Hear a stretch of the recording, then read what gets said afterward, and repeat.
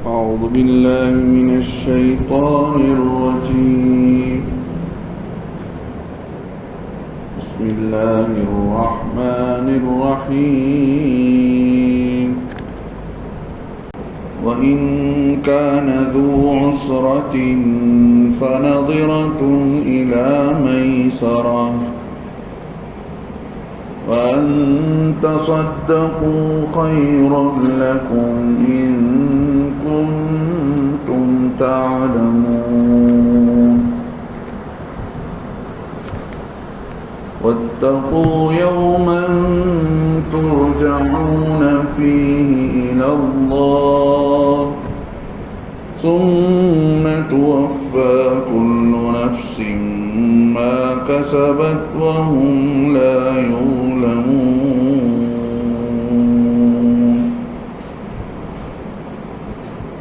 يا أيها الذين آمنوا إذا تداينتم بدين إلى أجل مسمى فاكتبوه وليكتب بينكم كاتب بالعدل ولا يأب كاتب أن يكتب كما علمه الله فليكتب وليملل الذي عليه الحق وليتق الله ربه ولا يبخس منه شيئا فإن كان الذي عليه الحق سفيها أو ضعيفا أو لا يستطيع أن يمل هو فليملل وليه بالعدل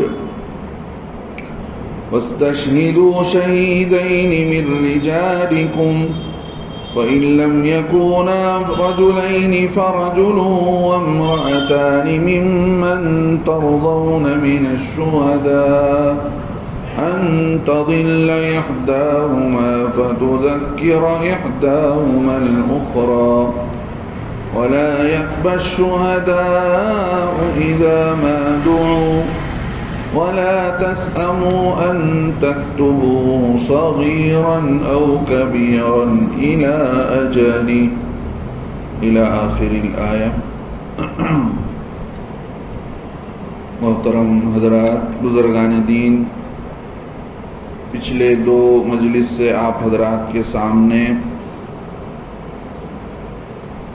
سود کے متعلق کہ اللہ رب العزت نے کاروبار کو، تجارت کو حلال کیا ہے اور سود کو جو حرام کیا ہے، اس کے متعلق قرآن و حدیث کی روشنی میں کئی ساری باتیں ان آیات کے تحت سنی ہیں.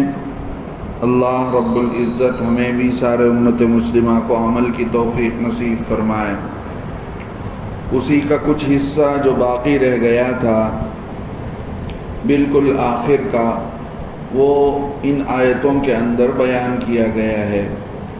چونکہ یہ چیز واضح ہے کہ سود کا لینا بھی جائز نہیں ہے، دینا بھی جائز نہیں ہے، اور اس میں کوئی گواہ بھی نہیں بن سکتا، اور کوئی اس معاملے کو لکھنا بھی اس کے لیے جائز نہیں ہے. تو اب مسئلہ یہ آتا ہے کہ جب اللہ نے صحابہ رضی اللہ عنہم کے زمانے میں سود کو حرام قرار دے دیا، تو اب کچھ لوگ تھے جنہوں نے وقت لے رکھا تھا کہ بھئی ہم اتنے دنوں میں پیسہ بھی، اصل مال بھی لوٹائیں گے، سود کے ساتھ لوٹائیں گے. جب اللہ نے حرام قرار دے دیا، اب مسئلہ آ گیا کہ بھئی اب نفع تو آنے کا نہیں ہے، سود آنے کا نہیں ہے، اب جتنا جلدی ہو سکے پیسے واپس کرو. اب اللہ رب العزت ایک آیت یہ نازل کر رہے ہیں کہ دیکھو، جو اس کی وسعت نہیں رکھتا ہے کہ فوراً دے دے. کچھ لوگوں کے پاس مال ہوگا تو وہ لوٹا دیں گے، لیکن جو غریب نادار ہوں گے وہ فوراً نہیں لوٹا سکتے قرض کے پیسے. جب سود کا معاملہ نہیں رہا تو اصل مال، کیپٹل تو لوٹانا ہی ہے. تو ایسی صورت میں اللہ رب العزت نے آیتیں اتار کر بتائی کہ دیکھو، اگر تم معاملے کے اعتبار سے فوراً تم ادا نہیں کر سکتے ہو تو تمہیں چاہیے کہ اللہ رب العزت کا یہ حکم نازل ہوتا ہے کہ ایسے لوگوں کو جو فوراً نہیں دے سکتے ہیں انہیں گنجائش دینی چاہیے، وقت دینا چاہیے۔ اللہ فرماتے ہیں وَإِن كَانَ ذُو عُسْرَةٍ، اگر ہے یہ شخص جس نے قرض لیا، ذو عسرتن، عسرتن کے معنی آتے ہیں تنگی کے، ذو عسرہ کے معنی تنگی والا، یعنی غریب جس کے پاس مال نہیں ہے، فَنَظِرَةٌ إِلَى مَيْسَرَةٍ، تو ایسے شخص کو مہلت دینی چاہیے، إِلَى مَيْسَرَةٍ، گنجائش ہونے تک، جب تک کہ مال دینے کی گنجائش نہ ہو جائے اس وقت تک کے لیے، وہ ساعت کا وقت جب تک نہ آ جائے، اس کے پاس پیسے جب تک جمع نہیں ہو سکتے، 2 مہینہ 3 مہینے کا وقت دینا چاہیے۔ اب اللہ رب العزت ایک اور ثواب کی بات بتاتے ہیں کہ دیکھو اگر تم اس کو معاف بھی کر سکتے ہو، جنہوں نے سود کے لیے سود کے طور پر پیسے چھوڑ رکھے ہیں، اللہ بتاتے ہیں تم نے تو سود معاف تو کر دیا، تم نے سود تو چھوڑ دیا، لیکن اللہ ہم نے تم کو اتنا مال دے رکھا ہے کہ تم اصل بھی معاف کر سکتے ہو، اصل مال کا بھی تم صدقہ کر سکتے ہو، وَأَن تَصَدَّقُوا، اگر تم نے اصل مال کا بھی صدقہ کر دیا، خَيْرٌ لَكُمْ، یہ تمہارے لیے خیر کی بات ہے، بہتری کی بات ہے، اس کا بدل تمہیں آخرت میں ملے گا۔ وَأَن تَصَدَّقُوا خَيْرٌ لَكُمْ إِن كُنتُمْ تَعْلَمُونَ، اگرچہ تم اس بات کو سمجھ لیتے اور جان لیتے کہ اس کا فائدہ کیا ہونے والا ہے۔ تھوڑی گزارش ادھر سامنے آ کر بیٹھ گئے تو اور اچھا، آپ بھی یہاں آ جائیں۔ امام بغوی رحمۃ اللہ علیہ لکھتے ہیں کہ بنی مغیرہ میں سے کچھ لوگ تھے جنہیں تنگ دستی تھی، اب ان کو مشکل تھی پیسے دینا، ان کے لیے مشکل ہو رہا تھا۔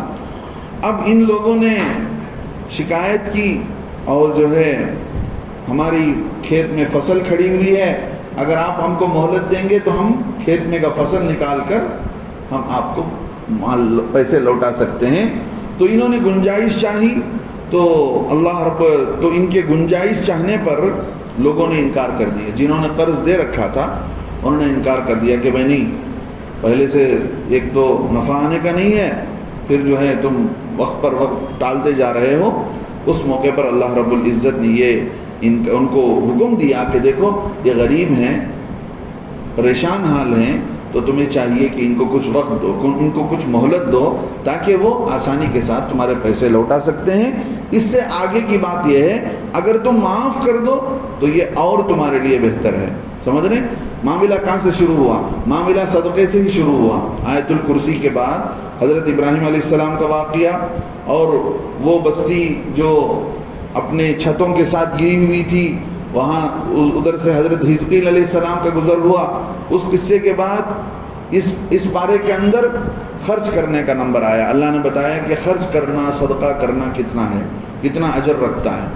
اب صدقہ کرنا کتنا اجر رکھتا ہے، اللہ رب العزت نے مثال دے کر بتایا کہ جیسے کہ آدمی ایک دانہ ہے، اس دانے سے ایک جھاڑ نکلے اور اس جھاڑ میں کہ 7 بالی نکلے، ہر بالی میں 100 دانے نکلتے ہیں، تو اللہ کے نام پر جو 1 روپیہ دیا جاتا ہے اللہ کے راستے میں، اس کا 700 گنا اللہ رب العزت اجر دیتے ہیں۔ اس کو بیان کرنے کے بعد آگے اللہ نے کیا کہا؟ تم اپنے صدقے کو ضائع مت کرو، صدقے کو باطل مت کرو، لوگوں پر احسان کر کے، تکلیف دے کر، ٹھیک ہے؟ پھر اس کے بعد آگے اللہ رب العزت نے بیان کیا کہ قرض دینا ہے تو دینے کے بعد کچھ نفع کی امید نہیں ہونی چاہیے۔ سمجھ رہے؟ قرض پر کوئی نفع نہیں، کسی بھی شکل میں ہو۔ کل قرض جر نفعا فہو ربا، علماء نے لکھا ہے ہر وہ قرض جو اپنے ساتھ کسی بھی شکل میں نفع کو کھینچ کر لے کر آئے، وہ نفع پیسے ہی کی شکل میں نہیں، وہ کھانے کی شکل میں، یا جو ہے کپڑے کی شکل میں، یا تم جو ہے کسی گھر میں رہتے ہو اس شکل میں، کسی بھی شکل میں تم کو فائدہ ہوتا ہے قرض دینے کے بعد۔ جس کو تم نے قرض دیا ہے اس سے، جس کو قرض دیے ہیں اس سے کسی بھی قسم کا فائدہ ہوتا ہے تو وہ فائدہ سود کہلائے گا۔ اب اللہ رب العزت سود کو حرام قرار دینے کے بعد آگے صدقے کا حکم دیتے ہیں کہ دیکھو اصل مال کو بھی تم صدقہ کر دو تو کتنا بہتر ہے۔ اب جائز کون سی چیز ہے کہ جس میں آدمی قرض کا معاملہ تو کر رہا ہے، قرض کے معاملے میں آدمی کو چاہیے کہ ایسی چیز قرض دے، قرض میں ایسی چیز کا لینا دینا جائز ہے جس کو لینے دینے کے بعد وہ چیز ویسی ہی لوٹائی جا سکتی ہے۔ اب کپڑا ہے، اب کپڑا کوئی آدمی قرض میں دے گا تو وہ میلا کر کے واپس کرے گا، یا میلا نہیں کیا تو اچھی طرح وہ پاک صاف رکھتا تھا، کچھ نہ کچھ اس کے اندر تبدیلی آئے گی۔ اس زمانے میں غلام ہوتے تھے تو غلام کو بھی قرض میں لینا دینا صحیح نہیں ہے، تو اس طرح سواری ہے، ایسی چیزیں ہیں جن کو آدمی لینے کے بعد اپنی اصلی شکل میں واپس نہیں لوٹا سکتا ہے۔ لہذا اب بتا دیا گیا کہ دیکھو اگر تم کو اس بات کا ڈر ہے کہ تم جو ہے معاملے کو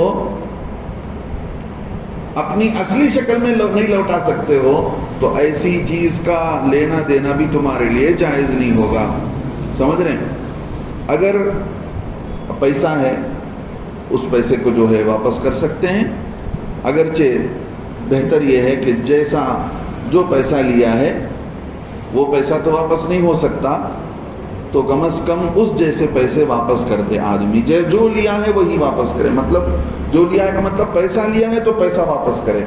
سمجھ رہے؟ پیسہ لینے کے بعد آدمی کہے کہ بھائی میں پیسہ واپس دینے کی طاقت نہیں ہے، میرے پاس سے چاول لے لو، یہ جو ہے آدمی کے لیے یہ غلط بات ہے۔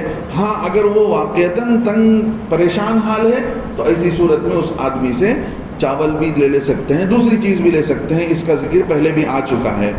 لیکن کوئی چیز واقعتاً واپس نہیں لوٹائی جا سکتی ہے، ایسی صورت میں اس کو اصلی چیز ہی لوٹانا پڑے گا۔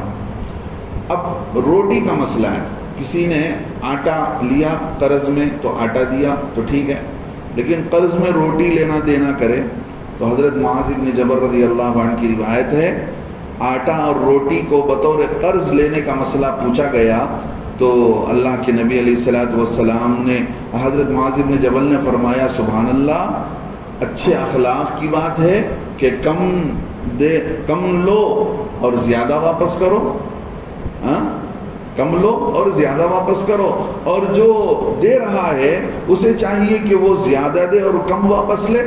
یہ اخلاق کا معاملہ ہے کہ میں نے رسول اللہ صلی اللہ علیہ وسلم سے سنا ہے، اللہ کے نبی علیہ الصلوۃ والسلام نے فرمایا بہترین وہ شخص ہے جو ادا کرنے میں، معاملے کو ادا کرنے میں، لی ہوئی چیز کو واپس لوٹانے میں سب سے اچھا ہوتا ہے، لی ہوئی چیز کو سب سے لوٹانے میں سب سے اچھا ہوتا ہے، وہ آدمی سب سے بہتر ہے۔ سمجھ رہے ہیں؟ معاملہ کیا ہوتا ہے؟ معاملہ یہ ہوتا ہے کہ ہم لیتے وقت آدمی سے جتنا جلدی ہو سکے اسے فون کر کے پریشان کر کے نکالنے تک چھوڑتے نہیں ہیں۔ یہ نہیں دیکھا جاتا ہے کہ واقعتاً وہ پریشان ہے کہ نہیں۔ اگر پریشان ہے تو جس کو ہم نے پیسے دے رکھا ہے اس کو کچھ موقع دینا چاہیے۔ اب مسئلہ ہمارے لوٹانے کا نمبر آتا ہے تو ہم کیا کرتے ہیں؟ ٹال مٹول کرتے رہتے ہیں، جاؤ حضرت کہاں چلے جاتے ہیں، ہمیں گاؤں چھوڑ کو بھاگ جاتی کی لے لو۔ یہ بات جو ہے بالکل غلط ہے کہ آپ نے جس وقت میں پیسہ لیا ہے اس وقت پر آپ نہیں لوٹاتے ہیں، قرض دے کر آپ ٹال مٹول کرتے ہیں۔ اللہ کے نبی علیہ الصلوۃ والسلام نے فرمایا مثل الغنی ظلم، مالدار آدمی پیسہ رکھتے ہوئے ٹال مٹول کرتا ہے تو وہ دوسروں پر ظلم کر رہا ہے۔ جس کے پاس ہے دے سکتا ہے پھر بھی نہیں دیتا ہے، چکر کاٹواتا ہے کہ بھئی پھریں دے، معلوم ہوں دے پیسے کی اہمیت کیا ہے کسی بھی وجہ سے، تو اللہ کے نبی علیہ السلام نے فرمایا ایسا کرنا ظلم ہے۔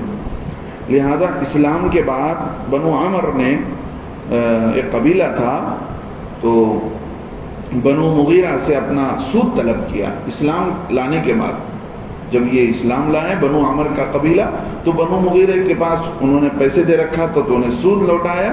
انہوں نے کہا کہ بھئی ہم نہیں دے سکتے آپ کو، اس لیے کہ ہم اسلام لا چکے ہیں، اسلام لانے کے بعد ادا نہیں کر سکتے۔ یہ جھگڑا بڑھا، یہ جھگڑا بڑھتے بڑھتے اس وقت کی جو امیر مکہ تھے ان کے پاس معاملہ گیا۔ اللہ کے نبی صلی اللہ علیہ وسلم نے بتایا ہاں اسلام نے بالکل منع کر دیا ہے تو اب نہیں لے سکتے۔ اب آگے کی آیت یہ بتاتی ہے واتقوا یوما، سب سے آخری آیت حضرت عبداللہ ابن عباس فرماتے ہیں نازل ہونے کے اعتبار سے سب سے آخری آیت قرآن کی، سمجھ رہے ہیں، سب سے آخری آیت، اس آیت کے نازل ہونے کے 31 دن کے بعد 31 ڈیز کے بعد اللہ کے نبی کا انتقال ہو گیا، سب سے آخری آیت۔ تو اللہ اپنے قرآن میں سب سے آخری میسج ایمان والوں کو کیا دیتا ہے؟ اللہ فرماتے ہیں واتقوا، اور ڈرو، یومن، اس دن سے، ترجعون، جس میں تم لوٹائے جاؤ گے، جس میں تم واپس جاؤ گے، فیہ، جس دن میں، الی اللہ، اللہ کی طرف، جس دن تم کو واپس لوٹ کر جانا ہے اللہ کی طرف، اس دن سے ڈرو۔ یعنی قیامت سے اللہ ڈراتے ہیں۔ قیامت کا دن کوئی معمولی دن نہیں ہے، قیامت کا دن اتنا بڑا دن ہے، ہاں، ایک دن کتنا؟ 50,000 سال کا، 50,000 سنہ۔ سوچ کر دیکھو آج کا ایک دن کتنے گھنٹے کا ہے؟ 24 گھنٹے کا ہے۔ اگر ایک دن 1 مہینے کا کر دیا جائے کتنا بڑا ہوگا؟ اگر وہی ایک دن 6 مہینے کا کر دیا جائے، وہی ایک دن 1 سال کے اتنا بڑا کر دیا جائے، کتنے گھنٹے ہو جائیں گے؟ اگر وہی ایک دن 1 سال نہیں، 50,000 سال کا دن، لیکن ایمان والے کے لیے اللہ آسانی سے پار کر دیں گے۔ حقیقت میں وہ ایمان والا ہو، اللہ سے ڈرتا ہو اور اللہ سے ڈر کر زندگی گزارتا ہو تو اللہ رب العزت اسے کیا کریں گے؟ بڑی آسانی کے ساتھ معاملہ کر دیں گے۔ وما امرنا الا واحدۃ کلمح البصر، پلک جھپکنے کے برابر بھی آسانی کے ساتھ بعض ایمان والوں کا معاملہ حل ہو جائے گا۔ جو حساب کتاب میں پھنسے ہوئے ہوں گے وہ پھنسے ہوئے رہ جائیں گے۔ تو قرآن کا آخری پیغام یہ بتاتا ہے ایمان والوں کو اللہ سے قیامت کے دن کے سلسلے میں ڈرنا چاہیے۔ ثم توفا، جس دن تم کو پورا دیا جائے گا، کل نفس، ہر انسان کو، ما کسبت، جو اس نے کمائی کیا، جو دنیا کے اندر جو کچھ کمائی کی ہے اس کو برابر سرابر دیا جائے گا۔ وہم لا یظلمون، اور ان پر ذرہ برابر ظلم نہیں کیا جائے گا۔ دنیا کے اندر ہر قسم کے ترازو ہیں کہ نہیں ہیں؟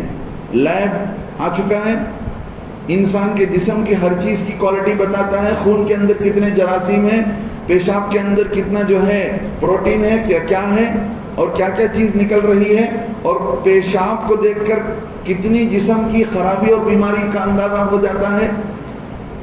دودھ صحیح ہے، ورجنل دودھ ہے کہ اس میں ملاوٹ ہے، کتنا %؟ اللہ رب العزت نے انسان کو بنایا تو انسان نے دنیا پر محنت کر کے ایسی مشنری بنا دی کہ اللہ کی دی ہوئی دودھ اور شہد اور پانی اور انسان کے جسم سے والی جسم کی چیزوں کا ٹیسٹ ایسے انداز سے ہو سکتا ہے۔ تو کل قیامت کے دن اعمال کا ترازو رکھا جائے گا، وہ ترازو کیسا ہوگا؟ ساری دنیا کے سامنے ڈسپلے کیا جائے گا، اس میں سب پتہ چل جائے گا کس نے کیا کیا، کب کیا، اور نماز کی کوالٹی کتنی تھی، نماز میں دھیان کدھر تھا، اللہ سے کتنا لو لگائے ہوئے تھے، نماز میں خشوع خضوع کتنا تھا، نماز کے اندر مسئلے مسائل کے اعتبار سے نماز کی کیا کوالٹی تھی، ساری چیز کھل کر آ جائے گی۔ اللہ سے ڈرتے رہنا چاہیے۔ اللہ تعالیٰ آخرت کے دن ہمارا معاملہ آسان کر دے۔ اب اللہ رب العزت آگے بتاتے ہیں کہ دیکھو اب قرض لینا دینا جب جائز ہے، قرض دینے کا کتنا بڑا ثواب ہے، بغیر سود کے کوئی قرض دیتا ہے کسی کو، اللہ بتاتے ہیں اب جب قرض لینا دینا ہے ہی تو تمہیں چاہیے کہ لکھ لینا چاہیے۔ قرآن کی سب سے بڑی آیت آگے قرآن کی سب سے بڑی آیت چاہیے تو یہ تھا کہ محلے کا ہر آدمی بیٹھ کر یہ سنتا۔ اللہ کے نبی علیہ السلام کا صاف حکم کیا ہے؟ اللہ کے نبی صلی اللہ علیہ وسلم کا صاف حکم یہ ہے کہ بھئی دیکھو لوگ کیا کرتے ہیں، بغیر لکھا پڑھی کے دے دیتے ہیں، جب وہ لے لینے کے بعد بات بدل دیتا ہے تو جھگڑا شروع ہو جاتا ہے۔ کیا ہے بھئی تمہارے پاس ڈاکومنٹ؟ حضرت ایک بھروسے میں دے دیے۔ اللہ کے نبی علیہ السلام فرماتے ہیں دیکھو تعاشروا کالاخوان، اٹھنا بیٹھنا کھانا پینا سب بھائیوں کی طرح، میں ان کو 5,000 کا کھلا دیا، یہ مجھے 50,000 کا پہنا دیے، ہو سکتا ہے دوستی میں کھانا پینا، ایک دوسرے کو گفٹ لینا دینا، یہ بھائیوں کی طرح. لیکن جب مسئلہ لینا دینے کا آ جاتا ہے، پیسے کے لینے دینے کا نمبر آ جاتا ہے، اللہ کے نبی علیہ السلام فرماتے ہیں تعاملوا کالاجانب. لین دین کا نمبر آ جائے تو اجنبی بن جاؤ. یہ مت دیکھو کہ بھئی سامنے والا کون ہے، اب دیکھو کہ بھئی بالکل یہ نہیں دیکھا جائے گا کہ یہ بھائی ہے، یہ رشتہ دار ہے، یہ مولوی صاحب ہیں، یہ حاجی صاحب ہیں، یہ فلاں صاحب ہیں. نہیں، اللہ رب العزت قرآن کی سب سے بڑی آیت اتار کر یہ بتاتے ہیں کہ قرض کا معاملہ اتنا بڑا ہے کہ اس کو ہلکے میں مت لو. قرض کے دیتے ہوئے اللہ اور اس کے حکم کو سامنے رکھ کر قرض کو لینے دینے کا کیا طریقہ ہے اس کو سامنے رکھ کر فالو کیا جائے. حدیث مشہور ہے، اللہ کے نبی صلی اللہ علیہ وسلم کے سامنے جنازہ لایا گیا. اللہ کے نبی علیہ السلام نے پوچھا کہ بھئی اس کا کوئی قرض ہے؟ معلوم کیا گیا تو ہاں قرض ہے. تو اچھا انہوں نے کچھ وراثت چھوڑا ہے، کچھ پراپرٹی چھوڑی ہے جسے بیچ کر ان کا قرض ادا کر سکتے ہو؟ اللہ کے نبی کچھ نہیں ہے، کچھ ان کا وراثت نہیں ہے، پراپرٹی نہیں ہے، کچھ چھوڑا نہیں ہے انہوں نے. اللہ کے نبی نے کہا بھائی پھر تو تم اپنے بھائی کی نماز پڑھ لو، میں ایسے آدمی کا نماز نہیں پڑھاتا ہوں. سمجھ رہے؟ پھر اس مجمع میں سے ایک صحابی نے اللہ کے نبی سے کہا اللہ کے نبی ان کے قرض کی ذمہ داری میں لیتا ہوں، آپ نماز پڑھائیے، میں ان کے طرف سے ادا کر دوں گا. پھر اللہ کے نبی علیہ السلام آگے بڑھ کر ان کا نماز پڑھا. شہید کی روح بھی جنت میں داخل ہونے سے روک دی جاتی ہے اگر وہ آدمی جو اللہ کے نام پر اپنی گردن کٹایا ہے، اللہ کے راستے میں جو گردن کٹا دیا، اس کی روح بھی جنت میں نہیں جاتی ہے اگر وہ قرض چھوڑ کر مرا ہے.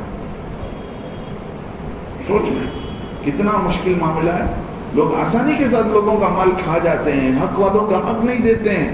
قرآن کی سب سے بڑی آیت مسلمانوں کو یہ کہتی ہے کہ دیکھو معاملہ کرو، لینا دینا کیسا ہونا چاہیے. کتنے گھر اجڑ گئے، کتنے آپس میں برائیاں ہو گئی، رشتہ داریوں میں کتنی برازگی آ گئی لین دین کے معاملے میں. بھروسے سے لے لیے، بھروسے سے دے دیے. ہاں آج دیانت داری ہی نہیں رہی، امانت داری ختم ہو گئی. سمجھ رہے ہیں؟ امانت داری نہیں رہی. آپس میں لین دین کرتے ہیں تو ذرہ برابر اللہ کا ڈر نہیں کرتے. ہاں بڑی آسانی کے ساتھ لوگ کھا جاتے ہیں اور ہضم کر کے بیٹھ جاتے ہیں. زبان بدل جاتی ہے، انداز بدل جاتا ہے، گواہ پوچھنے لگتے ہیں. حدیث کی کتابوں میں اللہ کے نبی علیہ السلام نے فرمایا 2 آدمی تھے. سمجھ رہے؟ 2 آدمی تھے بنی اسرائیل کے. ایک آدمی نے اس سے قرض لیا، دوسرے نے 1000 دینار قرض مانگا. اس نے کہا گواہ لے کر آؤ. اس نے کہا میں اللہ کو گواہ بناتا ہوں. اس نے کہا کون ضامن ہے؟ اللہ کو میں ضامن ٹھہراتا ہوں. کتنے دن کے لیے؟ اتنے دن کے لیے. اس نے 1000 دینار گن کر دے دیا. اور یہ آدمی چلا گیا ترکی کے سفر پر. کتابوں میں عجیب قصہ لکھا ہے. ترکی کے سفر پر یہ آدمی چلا گیا. اب جب یہ چلا گیا واپس نہیں آ سکا. اب اس کو پیسہ پہنچنا ہے. دریا کے اس پار میں ترکی ہے، اس پار میں اس کا گاؤں ہے. وقت آ گیا. اب یہ آدمی بھی بے قرار ہے کہ میں جس آدمی سے وعدہ کیا ہوں اس دن مجھے پیسے پہنچانا ہے. دریا کے کنارے آ کر دیکھتا ہے، انتظار کرتا ہے. کوئی کشتی اسے وہاں لے جانے کے لیے نہیں ہے. سمجھ رہے ہیں؟ کوئی کشتی وہاں لے جانے کے لیے نہیں ہے. کیا کرے؟ پریشان ہوا. صبح سے رات تک انتظار کرتا رہا. اس کی نظر ایک جو ہے تختے پر پڑی. لکڑی تھی، بڑی سی لکڑی تھی. اس نے کہا کہ اچھا ایسا کرتے ہیں کہ اس لکڑی کے اندر میں ہم سوراخ کر کے اس میں پیسے ڈال دیں گے اور اوپر سے بند کر دیں گے، اور وہ جو پرچی ہے میرے نام کی میں اس میں رکھ دیتا ہوں. اس نے ہاتھ اٹھا کر دعا کی، اے اللہ میں نے تجھے ضامن ٹھہرایا تھا. کس کو ضامن ٹھہرایا؟ میں تجھے ضامن ٹھہرایا ہوں.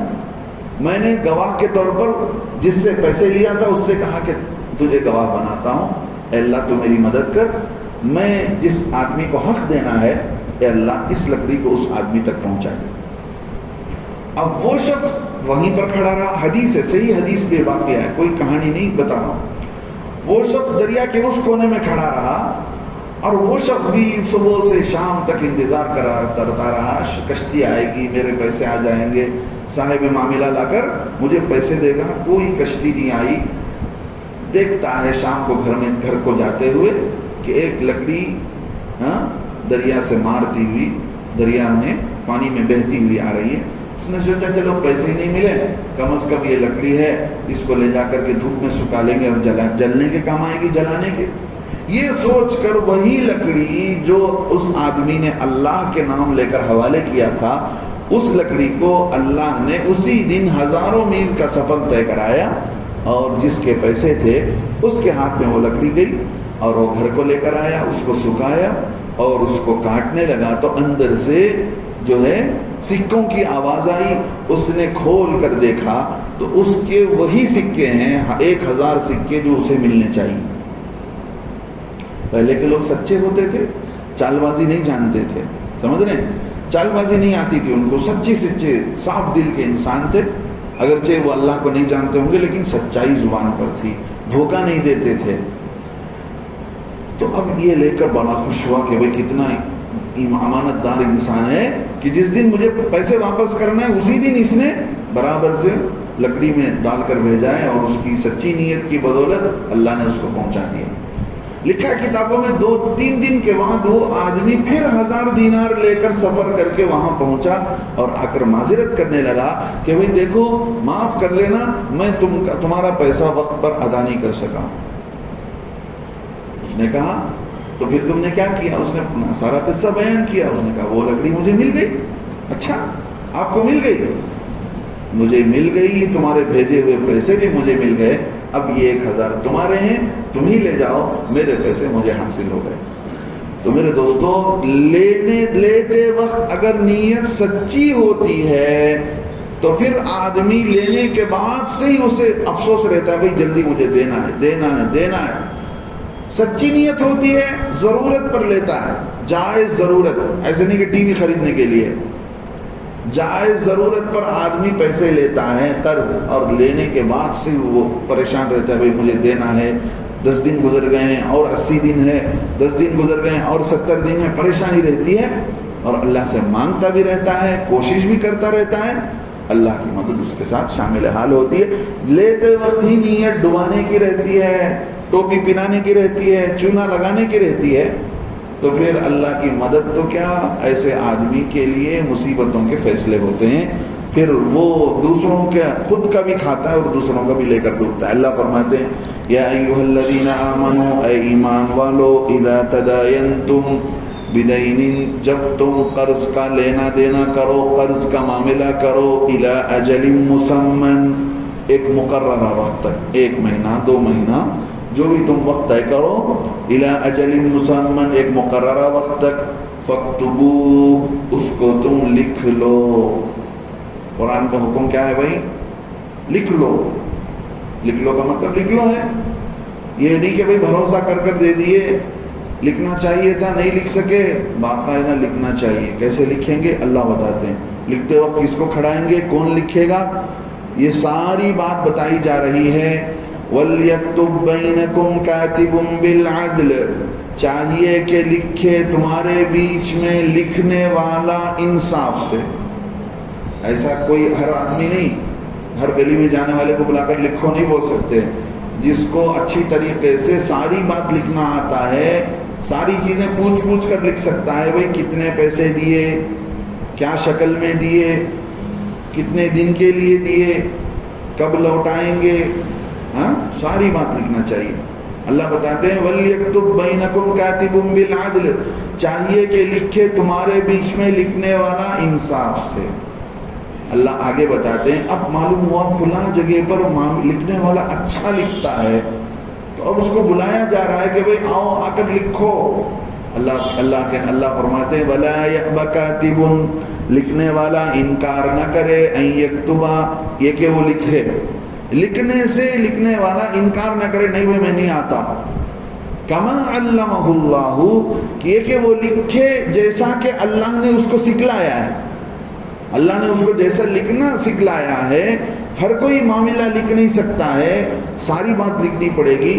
فلاں آدمی فلاں کے بیٹے فلاں جگہ کے رہنے والے، ان کا گھر یہاں ہے، ان کے گھر کے آس پاس میں فلاں فلاں کا گھر ہے، یہ اتنے آدمیوں کو گواہ کھڑا کر کے اتنے پیسے، یہ پیسے کی یہ شکل ہے، سمجھ رہے ہیں؟ اب گواہوں کے نام، گواہوں کا پتہ، ساری ڈیٹیلز کے ساتھ لکھنا چاہیے۔ تو ہر آدمی لکھ نہیں سکتا ہے، تو اللہ بتاتے ہیں انکار نہ کرے لکھنے والا لکھنے سے، جیسا کہ اللہ نے اس کو سکھایا ہے، فَلْيَكْتُبْ، اسے چاہیے کہ وہ لکھ دے، سمجھ رہے ہیں؟ اب جس نے پیسہ لیا ہے، اب اسے اللہ بتاتے ہیں، اسے اللہ بتاتے ہیں اب ساری بات لکھا، جیسے ضرورت پر تو پیسے لے رہا ہے، اب کب دے گا، کس وقت دے گا، اردو تاریخ یا انگلش تاریخ، کس کو گواہ کھڑائے گا، ساری باتیں لکھانا چاہیے جو پیسے لے رہا ہے۔ وَلْيُمْلِلِ الَّذِي، لکھائے وہ شخص جس پر کے حق ہے، یعنی جس نے پیسے لیا۔ وَلْيَتَّقِ اللَّهَ رَبَّهُ، اور لکھاتے وقت اللہ سے ڈرے۔ یہ نہیں کہ دماغ میں کچھ بات چلا رہا ہے اور یہاں لکھا کچھ رہا ہے، سمجھ رہے ہیں؟ اب لکھا دیا کہ بھئی اب ربیع الثانی کا مہینہ چل رہا ہے، لکھا دیا کہ میں رجب میں دوں گا، اب لکھنا والا میں بھول گیا کون سے رجب میں دوں گا، یہ بھی بولا نہیں جان بوجھ کر، دیکھتا ہے کہ بھئی یہ رجب تو لکھا ہے لیکن 1440/6 ہجری کے رجب میں دے گا، یہ نہیں لکھا، دیکھ کر بھی انجان بن جاتا ہے، ایسے ہی رہنے دو، یہ رجب نہیں ہوا تو آئندہ سال کے رجب میں دیں گے، سمجھ رہے ہیں؟ اللہ وَلْيَتَّقِ اللَّهَ رَبَّهُ، اللہ بتاتے ہیں اللہ سے ڈرنا چاہیے۔ وَلْيَتَّقِ اللَّهَ رَبَّهُ، اور اللہ سے ڈرے۔ وَلَا يَبْخَسْ مِنْهُ شَيْئًا، اللہ رب العزت بتاتے ہیں اور اس لکھنے میں کسی چیز کو کمی نہ، کسی چیز کی کمی نہ کرے، جو لکھنا ہے وہ سارے کا سارا، وہ ساری کی ساری بات لکھ دے، لکھنا جو بھی لکھنا ہے کچھ بھی کمی نہ کرے۔ آگے اللہ بتاتے ہیں فَإِنْ كَانَ الَّذِي عَلَيْهِ الْحَقُّ، اب اللہ بتاتے ہیں کہ جو آدمی قرض لے رہا ہے نا، اب وہ قرض لینے والا صاحب حق کمزور ہے یا جو ہے کم عقل ہے، بیمار ہے، ایسا کوئی مجبوری ہے، فَإِنْ كَانَ الَّذِي، اگر وہ شخص جس پر حق ہے، سفیہن، کم عقل ہے، ضعیفاً، یا کمزور ہے، بچہ ہے یا کمزور ہے، وَلَا يَسْتَطِيعُ أَن يُمِلَّ، اور اس بات کی اسے استطاعت نہیں ہے کہ وہ بولتا جائے، لکھنے والے کو بولتے رہیں گے تبھی نہ وہ لکھے گا، اسے کیا معلوم کیا معاملہ طے ہوا ہے، کس کا نام لکھنا ہے، لکھنے والے جس کا نام لکھنا ہے اس کے ابا کا نام کیا، اس کا ایڈریس کیا، تو بولتے جائیں گے تو وہ لکھے گا۔ اب اللہ بتاتے ہیں کہ جو جس پر حق بنتا ہے لکھانے کا، اگر وہ آدمی کمزور ہے یا بچہ ہے، بیمار ہے، کم عقل ہے، تو ایسی صورت میں اللہ بتاتے ہیں ان یمل ہوا فلیملل ولیہ، تو اس کا قریبی رشتہ دار لکھا ہے، اس کا قریبی رشتہ دار جو اس کا ولی ہے، بچہ لے رہا ہے تو باپ لکھا ہے، بھائی لے رہا ہے تو بڑا بھائی لکھا ہے، اس کا جو قریبی رشتہ دار ہے، ولی کہتے ہیں عرب اسلامی زبان میں اس کا قریبی رشتہ دار جو اس کا ذمہ دار ہے، چچا ہو سکتا ہے، دادا ہو سکتے ہیں باپ نہ ہونے کی شکل میں، باپ نہ ہونے کی شکل میں چچا ہو سکتا ہے، اور بڑا بھائی ہو سکتا ہے مرد کا ذمہ دار، اور عورت کا ذمہ دار بھائی بن سکتا ہے، شوہر بن سکتا ہے، انصاف سے ان یمل فلیملل ولیہ بالعدل، تو اس کا ولی چاہیے کہ وہ انصاف کے ساتھ لکھائے۔ اب اللہ آگے بتاتے ہیں معاملہ اتنے سے ختم نہیں ہو رہا ہے، معاملہ اتنے سے ختم نہیں ہو رہا ہے، اللہ رب العزت بتاتے ہیں کہ دیکھو اب یہاں پر انصاف ہونا چاہیے، انصاف ہونے کے لیے کیا کرو، 2 گواہوں کو کھڑا کرو۔ کیا حضرت 10,000 روپے لینے کے واسطے تعصبی کرنا، کیا؟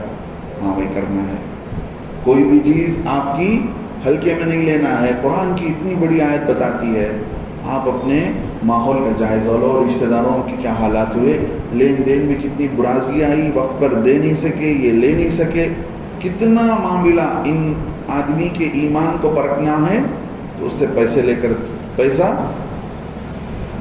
اگر قرض میں دیں گے اسے تو معلوم ہو جائے گا بات کا کتنا سچا ہے، زبان کا کتنا سچا ہے، سمجھ رہے ہیں؟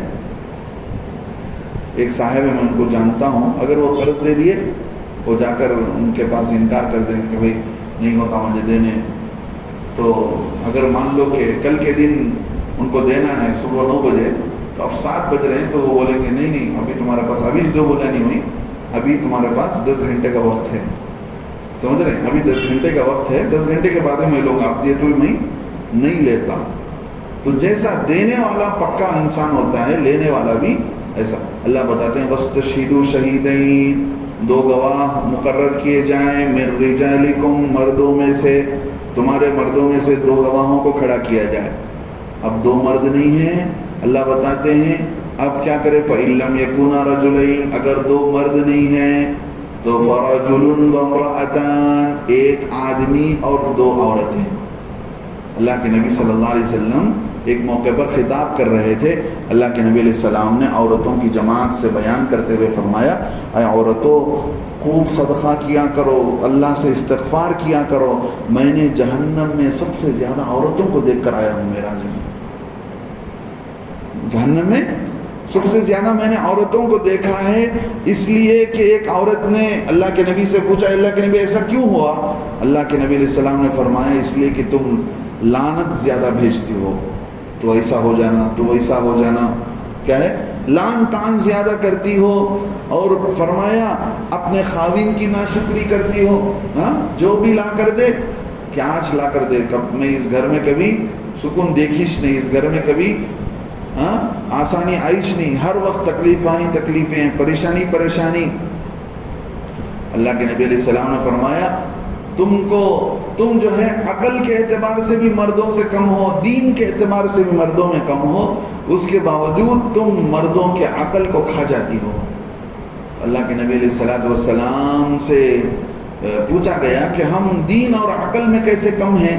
تو اللہ کے نبی نے فرمایا تم عقل کے اعتبار سے اس لیے کم ہو کہ تم کو گواہ کے طور پر تم کو 1 آدمی کے بدلے 2 عورتوں کی گواہ، 2 عورتیں مل کر 1 آدمی کے گواہ کے برابر، سمجھ رہے؟ اللہ آگے بتاتے ہیں 2 عورتوں کو کیوں کھڑا کرنا ہے، 2 مرد نہیں ہیں تو 1 مرد کو گواہ کھڑا کریں گے، ساتھ میں 2 عورتوں کو کھڑا کریں گے۔ اللہ فرماتے 1 بھول جائے تو دوسری یاد دلا دے، تو اس کا مطلب کیا ہے، عورتوں کے اندر زیادہ بھولنے کی عادت ہے، تو اللہ بتاتے 2 عورتیں اسی لیے ہیں، اگر ان تضل احداهما فتذکر احداهما الاخرى، 1 بھول جائے گی تو دوسرا کیا کرے گی، یاد دلا دے گی، نہیں ایسا نہیں، ایسا ہے۔ اب اللہ کے نبی نے بتایا عقل میں اور دین میں تم مردوں سے کم اس لیے ہو کہ عقل اللہ خود بتاتے ہیں قرآن کے اندر کہ 1 مرد کے برابر اگر گواہی لی جائے گی تو 1 عورت کی نہیں لی جائے گی، 2 عورت کی گواہی لی جائے گی۔ دین کے اعتبار سے تمہاری کمی ہو گئی، عقل کے اعتبار سے تم کم ہو گئے مردوں سے، دین کے اعتبار سے اس لیے کم ہو کہ تمہیں ماہواری آتی ہے، عورتوں کو کچھ دن تم دین کے معاملے میں مردوں سے پیچھے ہو جاتی ہو، لیکن مرد پورے ایام پاک و صاف رہتے ہیں، ان کو نماز پڑھتے ہیں، کوئی دین میں بھی تم ان کے پیچھے ہو، عقل میں بھی تم ان کے پیچھے ہو۔ اللہ یہی بتاتے ہیں یہاں پر کہ دیکھو ممن ترضون من الشہداء، جو تم کو پسند آئے گواہوں میں سے، جس گواہ سے تم راضی ہو، ایسا نہیں کہ زبردستی لا کر ٹھوک دیا جائے، تم کو جن پر بھروسہ ہے دونوں کو اسی کو گواہ کھڑایا جائے گا، ایسا نہیں کہ ایرے غیرے لا کر کھڑا کر دیے، وہ یہاں ایک گواہی دے رہا ہے، جب لڑائی جھگڑا شروع ہو تو اس وقت میں ایک بولتا ہے، ایسا آدمی۔ ممن ترضون من الشہداء، گواہ مقرر کیا جائے گا ان لوگوں میں سے جس کو تم پسند کرتے ہو گواہوں میں سے، سمجھ رہے ہیں؟ ان تضل احداهما، اب 2 عورتیں کیوں ہیں اللہ اس کو بتاتے ہیں، ان تضل احداهما، اگر ان دونوں میں سے کوئی ایک بھول جائے گی، فتذکر احداهما الاخرى، تو دوسری یاد دلا دے گی، بھی ایسے نہیں ہے، یہ بات تو ایسی ہوئی تھی۔ ولا يأبى الشهداء، اب گواہ تو طے کر لیے گئے، ان کا بھی سائن لے لیا گیا، گواہوں کو بتایا گیا کہ بھئی اتنا پیسہ فلاں آدمی لیا ہے، اتنے دن کے لیے لیا ہے، اب گواہ جو کھڑے ہیں اب گواہ دینے کے پیچھے ہٹ رہے ہیں۔ جب جھگڑا ختم ہو گیا، جب جھگڑا شروع ہو گیا، اب ان کو بلایا جاتا بھائی گواہ آؤ، آ کر گواہی دو۔ ہم نے کیا ہے فائدہ، جب گواہ دے تو جا کر وہاں ساٹھی کو کھڑے تو ہمیں کیا ملنے والا ہے، انکار نہیں کر سکتے. ولا يأبى الشهداء اذا ما دعوا، اللہ فرماتے ہیں گواہ انکار نہیں کر سکتے جب ان کو بلایا جائے. جب ان کو بلایا جا رہا ہے تو وہ انکار نہیں کر سکتے کہ ہم نہیں آ سکتے ہیں. سمجھ رہے ہیں؟ اب جب اللہ سے ڈرنا چاہیے، جب ان کو بلایا جا رہا ہے تو وہ حاضر ہوں. ولا تسأموا، اور سستی نہ کریں، کاہلی نہ کریں، ان تکتبوہ، کہ اس کے لکھنے سے چھوٹا ہوا معاملہ. ولا تسأموا ان تکتبوہ صغیرا او کبیرا الی اجل، اور کاہلی نہ برتو، معاملہ چھوٹا ہو یا بڑا، الی اجلی، اس کے مقررہ وقت تک. اللہ یہ بتاتے ہیں کہ 5,000 روپے کے لیے کیوں لکھا پڑی ہو، 5 لاکھ روپے تو لکھا پڑی کریں گے. ولا تسأموا، سستی مت کرو. ولا تسأموا ان تکتبوہ صغیرا او کبیرا، صغیر کے معنی چھوٹے کے، کبیر کے معنی بڑے کے. چاہے معاملہ بڑا ہو یا چھوٹا ہو، سستی ذرہ برابر نہیں ہونی چاہیے. ذالکم اقسط عند اللہ، یہی بات اللہ کے نزدیک انصاف کی ہے. انصاف کی بات یہی ہے کہ معاملہ چھوٹا ہو بڑا ہو، دونوں طرف سے لکھنا چاہیے اور دونوں طرف سے لکھا پڑھائی ہونی چاہیے. اللہ سے دعا ہے اللہ تعالی ہمیں صحیح سمجھ کی توفیق نصیب فرمائے. آیت اور لمبی ہے اور اس کی اور کچھ تشریح باقی ہے، انشاءاللہ زندگی باقی رہی. اگلے ہفتہ آپ حضرات کے سامنے اگلی مجلس میں یہ باتیں عرض کروں گا. اللہ سے دعا ہے اللہ تعالیٰ امت مسلمہ کو لین دین میں، معاملے میں انصاف کے ساتھ اللہ کو ڈر کر معاملہ کرنے کی توفیق نصیب فرمائے. اور ایمان نام ہے عبادات کا. ایمان کس کا نام ہے؟ دین نام ہے عبادات کا. اب کسی آدمی کی زندگی میں دین آتا ہے تو عبادت کے راستے سے آتا ہے، نماز کے راستے سے، ذکر کے راستے سے، قرآن کی تلاوت کے راستے سے، اللہ کے سے دعا کے راستے سے. وہی دین ختم ہو جاتا ہے، اس دین کا کوئی اثر، ثواب، نیکی، اس نیکی کا نور سب ختم ہو جاتا ہے جب آدمی کا معاملہ خراب ہوتا ہے، لین دین خراب ہوتا ہے تو اس کی کوئی نیکی باقی نہیں رہتی، اس کا سارا دین ختم ہو جاتا ہے. بہت ڈرتے رہنا چاہیے، اللہ سے مانگتے رہنا چاہیے کہیں ہماری بھی زندگی میں کسی بھی صاحب حق کا حق ہم کھا لیں اور اس حالت میں دنیا سے چلے جائیں. اللہ سے ہر وقت مانگیں. معاملہ ہم سمجھتے ہیں چھوٹا، وَتَحْسَبُونَهُ هَيِّنًا، تم بہت ساری چیزیں دنیا کے اندر معمولی سمجھتے ہو، وَهُوَ عِندَ اللَّهِ عَظِيمٌ، اللہ کے نزدیک وہ بڑی چیز ہوتی ہے. تو کسی کی بھی چیز جو ہمارے گھر میں ہے، کبھی کسی دوست سے لی ہے، جا کر واپس کرنا ہے، چھوٹی موٹی چیز ہی، سمجھ رہے. اللہ تعالیٰ سے دعا اللہ تعالیٰ ہماری کی توفیق نصیب